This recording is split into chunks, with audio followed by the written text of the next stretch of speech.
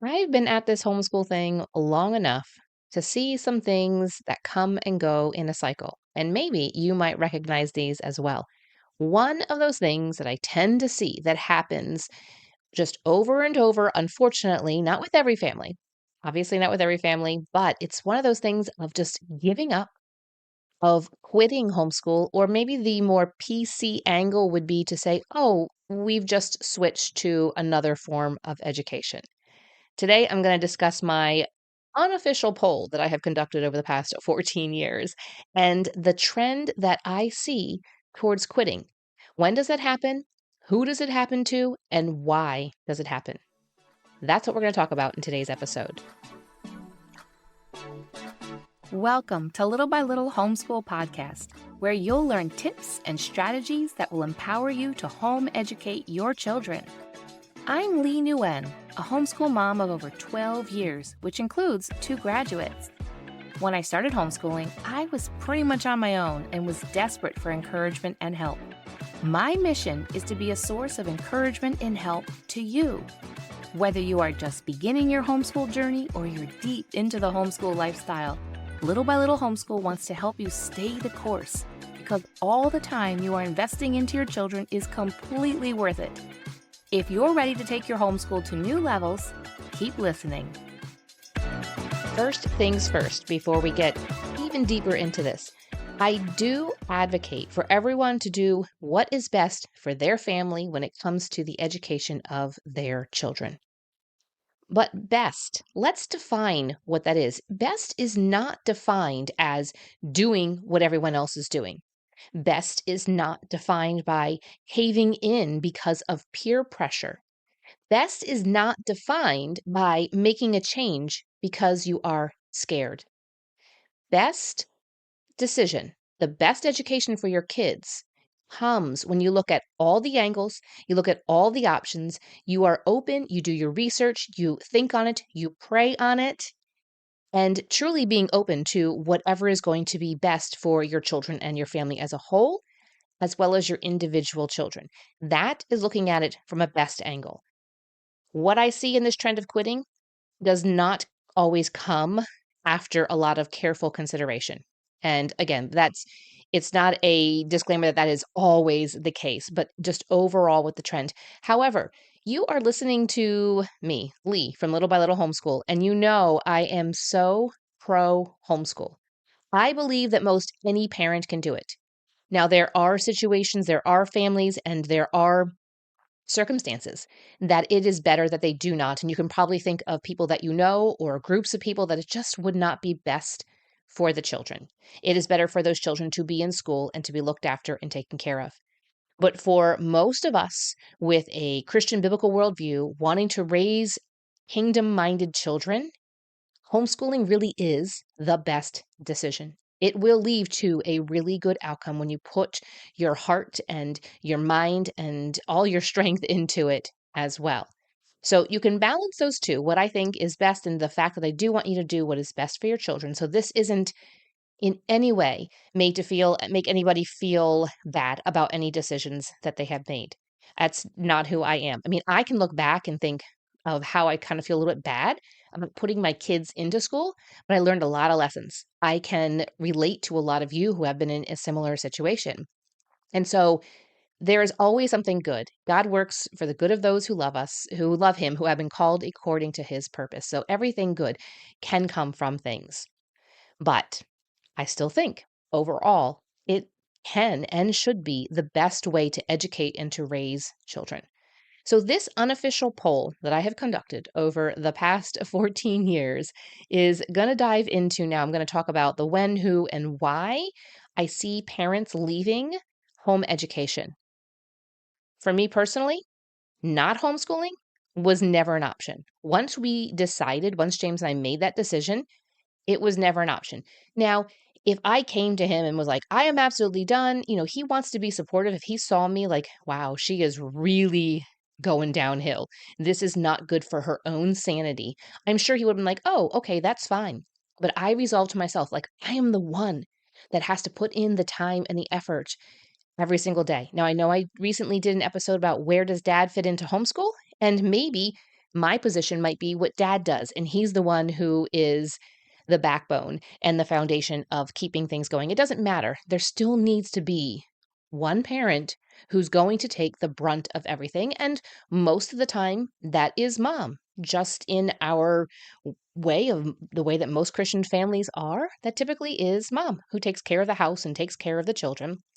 But for us, it was me, and I just decided we are not going to do anything else. Now, as the kids got older, James was like, "Oh, yeah." And I mean, especially now in the past couple of years, he's like, "Oh, absolutely. I would never send him to school." And we're praying that our future grandchildren will be homeschooled as well. So he came on board, but it was never an option. I just had a bigger vision, and that bigger vision is what kept me going. Because did I want to quit from time to time? Absolutely. And we're going to talk about that here at the end. I was so into the fact that we were going to homeschool that James and I decided to, over the years when our kids were younger, we greatly increased the life insurance policy on me. Now, don't be coming up with any ideas on what you're going to do to me now because we've lowered that. It does not need to be as much, but I was just so passionate about if something happens to me, I was like, you are not putting the kids in public school and I want them to be homeschooled. Therefore, let's see how can we make this financially possible. Now, when they were young, it would not have been appropriate for him to leave them at home while he goes to work. Or if he's working a third shift, he is sleeping all day and they are home alone. That would not have been appropriate. So our thought was, let's increase the life insurance policy so that you can then hire help. Or maybe we have a family member who is willing to come and stay, or whatever the circumstance was. I was like, well, let's make it so that we financially can continue. You can continue to have them homeschooled if something was to happen to me.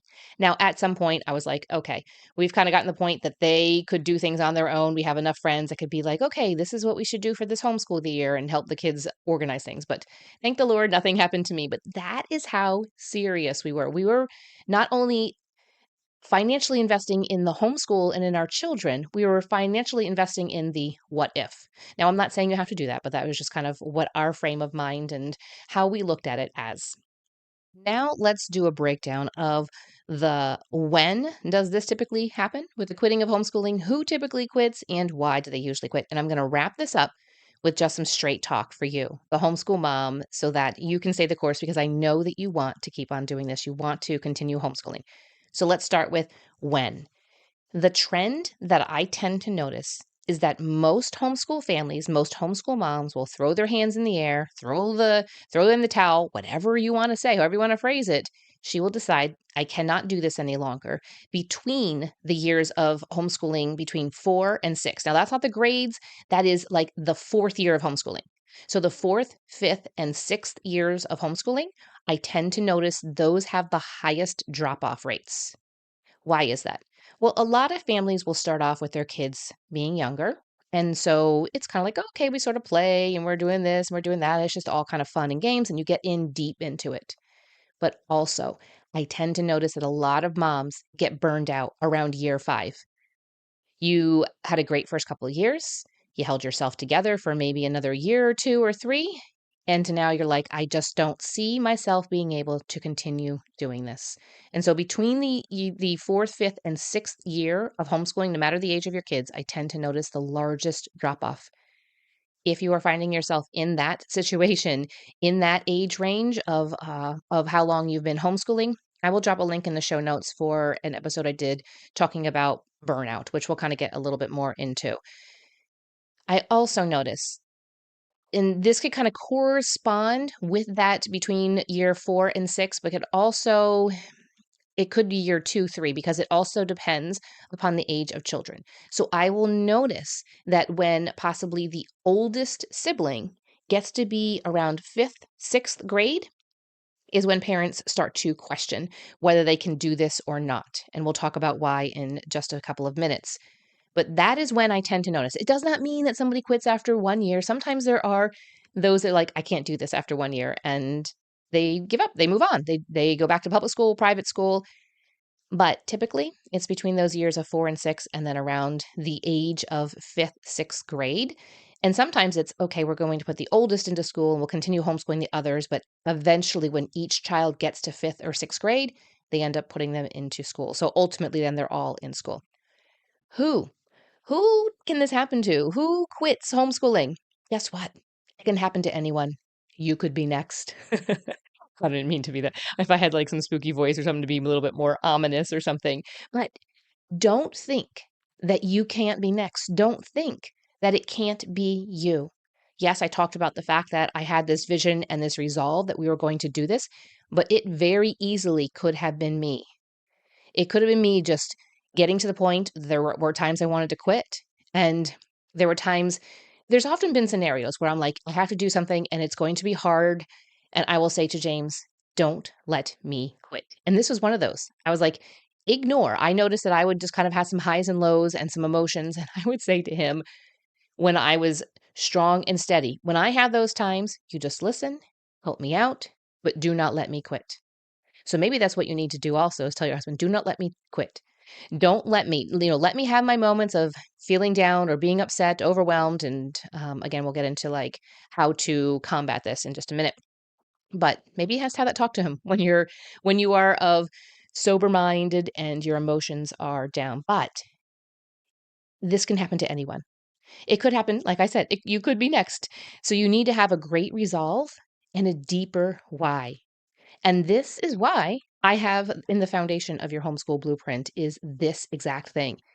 Maybe you think you've thought through your why and your vision and your goals. You probably have missed something somewhere in there. And in your homeschool blueprint, I will walk you through step by step, and I'm going to make you write it down so you have it. So in those times, those moments of wanting to quit, those emotions, you have something to look back on and you say, yes, this is what I was thinking. This is the greater plan, the greater vision that I have. And I would love to be able to encourage you because I don't want you to stop homeschooling. Again, there's going to be situations that it might be a cause for it or something, but overall, I don't want you to, and I want to be there to walk alongside you. So you can find all of that in your homeschool blueprint at littlebylittlehomeschool.com/your homeschool blueprint. And the link is always in the show notes. But don't think that it can't happen to you. Think about other scenarios in life. You're like, oh, that can't happen to me. Or let's talk about our kids. We'd say, oh, our child would never act like that.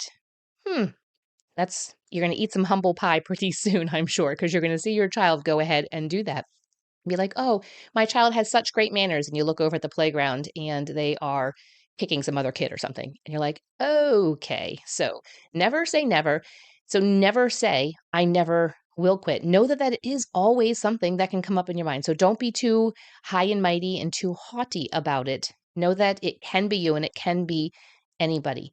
It's just those who maybe don't have a greater resolve, who don't have that foundation, who don't have this greater vision that you're going for, knowing that it's hard to get there. And if it's not hard, then maybe you're not doing some things right. I don't know. That could be a whole nother rabbit trail. But if you don't have hard days with the homeschooling, then maybe you aren't pushing yourself. Maybe you aren't pushing your kids. Maybe you aren't trying new experiences when it comes to anything. So working out, exercising. If it's not hard, guess what? It's not it's not changing your body.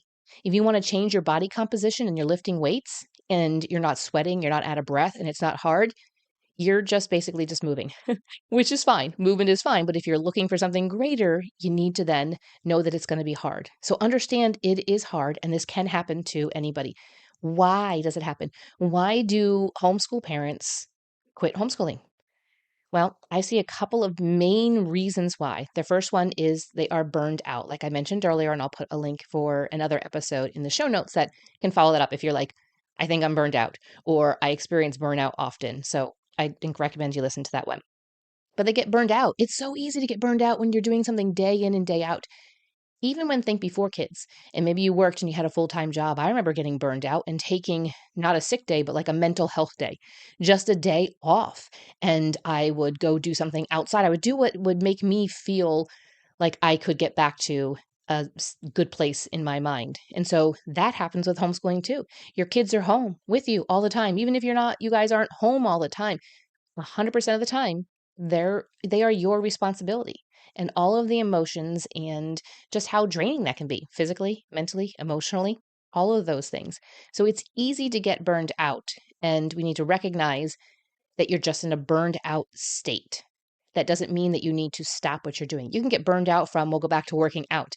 Maybe you just need to pull back, dial back. Maybe you're working out 6, 7 times a week and you're getting burned out from it. Why don't you drop down to 4 or 5 times a week? You might find that you have a renewed energy and a renewed interest in that working out. So the same thing with the homeschooling.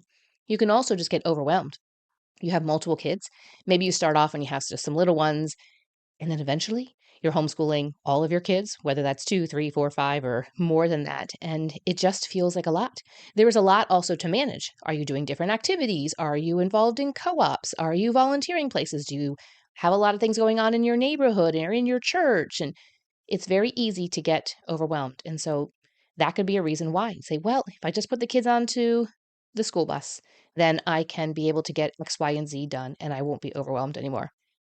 The third main reason why I see homeschool moms quit, and I think this might be the biggest one, is that they are scared of homeschooling the middle and high school years, specifically the high school years. And I think that is why we see a trend of many putting their kids into school around fifth, sixth grade, because they'll say, oh, this is when it gets serious, and I need them to have that foundation because they're going to go into middle school. So they need that foundation for middle school because they need middle school because that's the foundation for high school. And that's why I think really is the reason why many quit around that age range. But they're scared of homeschooling high school. And you'll hear it. I hear it all the time. I'm in my third homeschooler and he's halfway done with high school. And I will still get people asking me questions like, are you sure you're doing? I'm like, I am doing okay. I am doing fine. Actually, I'm doing excellent. And we are doing wonderfully. But people do not believe that you can homeschool high school. I want to encourage you, if you are running into that, people who are like saying you can't homeschool high school, I highly encourage you to just shut off your ears when you're around them, or if it's possible, not be around them until you get into the trenches of high school. That is a question. We've talked about this before.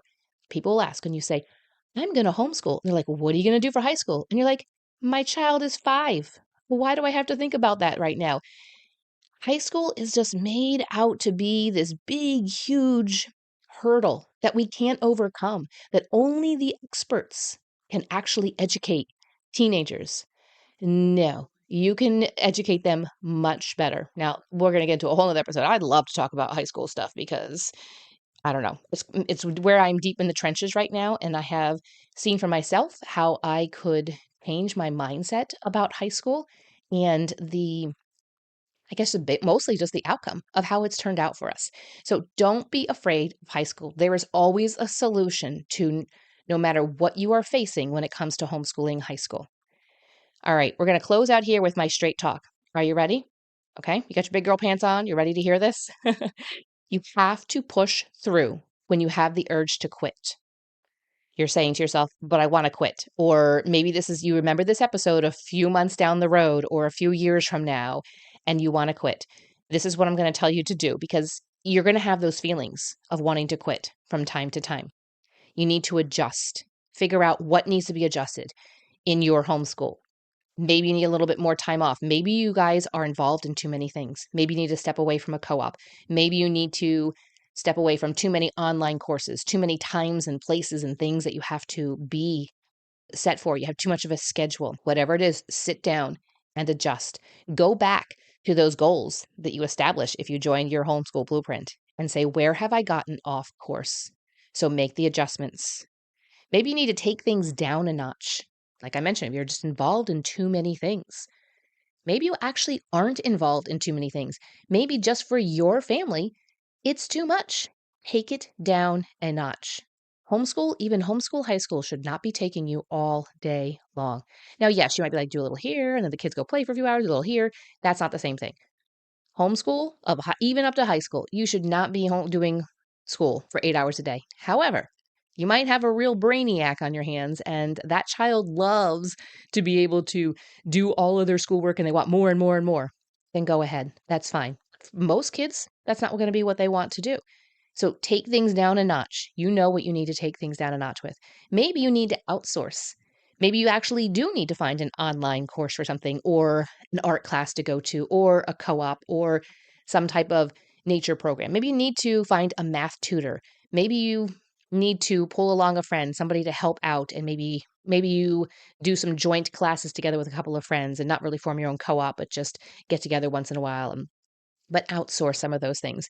And please connect with moms who are ahead of you. Don't ignore the moms that are ahead of you. Don't ignore the quote unquote old homeschool moms. We would love to encourage you. That's why I have this podcast. Try to find some moms that you can meet with face to face, like in real life. I know you can listen to me in your earpods or, from your phone or through your car while you're driving, but there's nothing that can replace sitting down with another homeschool mom over a cup of hot cocoa, coffee, hot apple cider, and just being able to sit and listen and talk. Find that mom that you can connect with that's a little bit ahead of you. It's so easy to find the moms that are in the same season as you. Seek out and find the mom that is ahead of you and say, hey, would you mind getting together sometime? And let her encourage you. Take a look at how her kids have turned out and be like, okay, that's the goal. Hopefully, you found a homeschool mom. The kids have turned out in a way that you want them to be. But I remember hearing that years ago. Find a mom who has kids who are older and you enjoy her children. You appreciate the way that they have been brought up and you can see the fruit of that. So I encourage you to find a mom local to you that you can do that. But just know there are times you're going to want to quit and you just have to get over the hump. Maybe that means adjusting, taking things down a notch, outsourcing, something like that, just to get over that hump. The thought of quitting might happen on a daily basis. It might be a short season, might happen for a couple weeks, might happen a couple months, it might happen for a couple of years. But do those couple of things. Don't use the current situation or your temporary feelings to make this decision. When we make decisions purely from feelings, the Bible has a lot to say about this. We might end up with the right decision, but that isn't the good foundation. Look at things when you are not feeling emotional, like I was saying earlier. I said to James, just listen, hear me out, and then let's have a conversation when I'm a little bit more rational. Don't let your feelings get in the way of actually what you want to do and what you want to accomplish and how you want to bring up your kids. If on the foundation, at the bottom of it all, the root of it is that you want to homeschool and you want to homeschool all the way through. So friend, I hope this has encouraged you and I'm curious to see if you have seen these trends as well, if you've been in the homeschool world for a little bit. But again, you need that foundation. That's where you're going to find me over at your homeschool blueprint. I would love to be able to help you work through that so that on those moments and those times where you want to quit, you don't quit. You can find that littlebylittlehomeschool.com/blueprint, as well as the link is in the show notes. And I promise to be back here for another chat on Thursday. Thank you for listening, friend. I'd love to connect with you more. You can find social media links in the show notes and share this episode with a friend who could use a boost to her homeschool. See you back here real soon.